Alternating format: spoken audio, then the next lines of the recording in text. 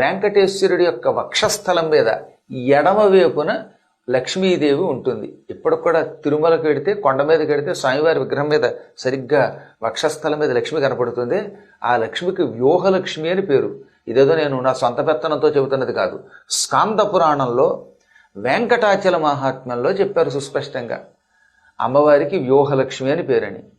ఈ వ్యూహలక్ష్మి మంత్రాన్ని జపించిన వాళ్ళందరూ సంపదలు పొందారు. ఆ మంత్రం ఇప్పుడు నేను చెబుతాను 3 సార్లు. కాకపోతే గురువుల దగ్గరికి ముఖాముఖి వెళ్ళి ఈ మంత్రాన్ని తెలుసుకొని చేయటం వల్ల ఎక్కువ ఫలితం వస్తుంది. ఒకవేళ అందరూ గురువులను చూడడానికి వీలు లేకపోతే వీలున్నంత వరకు ఈ మంత్రాన్ని మాలాంటి గురువులు ఇలా టీవీల ద్వారా చెప్పినా శ్రద్ధగా విని చేసుకోవచ్చు, అభ్యంతరం లేదు. తప్పు లేకుండా చేసుకోండి. ఓం శ్రీ ఓం నమః పరమలక్ష్మ్యై విష్ణువక్షస్థితాయై రమాయై ఆశ్రిత తారకాయై నమో వన్నిజాయై నమః. ఇది వ్యూహలక్ష్మి మంత్రం. పూర్వం